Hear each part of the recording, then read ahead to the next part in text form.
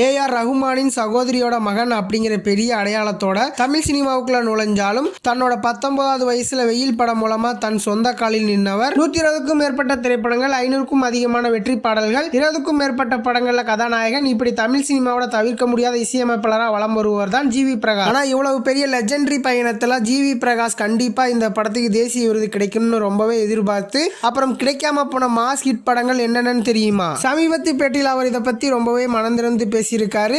அந்த படங்கள் ஏன் மிஸ் ஆச்சு, அதோட பின்னணி இசை ரகசியங்கள் என்ன, வாங்க இந்த வீடியோல பார்க்கலாம். ஜி வி பிரகாஷோட இசை பயணம் சிறு வயதிலேயே தொடங்கிடுச்சு. ஜென்டில்மேன் படத்துல சிக்கு புக்கு ரயிலே பாட்டுல தொடங்கி ஜீன்ஸ் முதல்வன் ஏஆர் ரகுமான் இசையில பல பாடல்கள் குரல் கொடுத்திருப்பாரு. ஆனா ஒரு முழு நேர இசையமைப்பாளரா இயக்குனர் வசந்த பாலன் இயக்கத்துல வந்த வெயில் திரைப்படம் மூலமா 2006ல தன்னோட 19வது வயசுல அறிமுகமானாரு. முதல் படத்திலேயே உருகுதே மருகுதே போக்கிரி ராஜான்னு பாட்டுக்கு பாட்டு ஹிட் கொடுத்து ஒட்டுமொத்த தமிழ்நாட்டையுமே ஆச்சரியப்பட வச்சாரு. அது மட்டும் இல்லாம டார்லிங் படம் மூலமா நடிகராகவும் அவதாரம் எடுத்து இப்ப வரைக்குமே 20க்கும் மேற்பட்ட படங்கள்ல கதாநாயகனா நடிச்சிருக்காரு. தற்போதுமே இவர் நடிப்புல இம்மார்டுவல் அப்படிங்கிற ஒரு பிரம்மாண்டமான படமும் உருவாகிட்டு வருது. ஜி வி பிரகாஷ் பேட்டியில முதல்ல குறிப்பிட்ட படம் 1000ல் ஒருவன். தமிழ் சினிமா வரலாற்றுல Selvaraghavan G we Prakash combo ஒரு தனி அத்தியாயம். தாய் தின்ற மண்ணே பாட்டும் சரி, அந்த சோழர் காலத்தில் அவர் அமைச்ச பிரம்மாண்டமான சிம்போனி டைப் பின்னணி இசையும் சரி, தமிழ் சினிமா இதுவரைக்கும் கேட்காத ஒரு புதிய அனுபவம். இந்த படத்துக்கு தேசிய விருது கிடைக்காதது இன்னைக்குமே தமிழ் சினிமா ரசிகர்களால் ஏத்துக்கவே முடியாத ஒரு விஷயம்தான். அதே போல மயக்கம் என்ன காதலின் உச்சத்துக்கும் ஒரு புகைப்பட கலைஞரின் விரக்திக்கும் தன் இசையால உயிர் கொடுத்திருப்பாரு. காதல் என் காதல் பிஜிஎம் மற்றும் கிளைமேக்ஸ் பின்னணி இசையெல்லாம்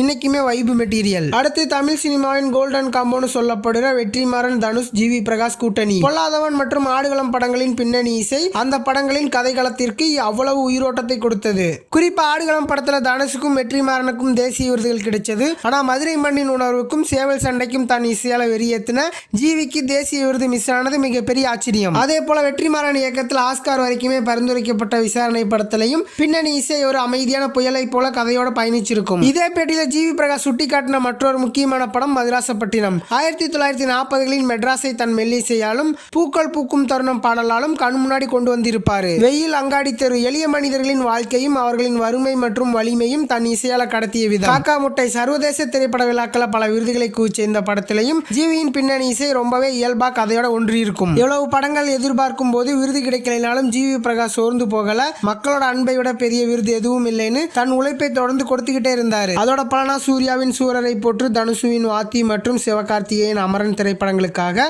சிறந்த இசையமைப்பாளருக்கான தேசிய விருதுகளையும் மாபெரும் அங்கீகாரத்தையும் தட்டி தூக்கினார். இதை பற்றி பேசின ஜிவி, நான் எதிர்பார்த்த சில கிளாசிக்கல் படங்களுக்கு விருது கிடைக்கலைனாலும் அப்புறம் வந்த படங்களுக்கு தேசிய விருதுகள் கிடைச்சது. ஆனா விருதுகளையும் தாண்டி ரசிகர்கள் கொடுக்கிற அந்த அன்பும் வரவேற்பும் தான் எனக்கு மிகப்பெரிய மகிழ்ச்சி அப்படின்னு ரொம்பவே நெகிழ்ச்சியா சொல்லியிருக்காரு. ஜி வி பிரகாஷ் சொன்ன இந்த பட்டியல உங்களுக்கு ரொம்பவும் பிடிச்ச இந்த படத்துக்கு கண்டிப்பா தேசிய விருது கொடுத்திருக்கணும்பா அப்படின்னு நீங்க நினைக்கிற படம் எது? 1000ல் ஒருவன் படமா, இல்ல ஆடுகளம் படமா, இல்ல மதராசப்பட்டினம் படமா? கீழே மறக்காம கமெண்ட்ல சொல்லுங்க. சினிமா பற்றி இது போன்ற சுவாரஸ்யமான தகவல்களுக்கு நம்ம லோகன் டாக்கீஸ் எல்லாம் லைக் பண்ணி சப்ஸ்கிரைப் பண்ணிக்கோங்க. சினிமா டாக்கீஸ் எப்போதுமே லோகன் டாக்கீஸ். அடுத்த வீடியோல சந்திக்கிறேன். டாடா பாய்.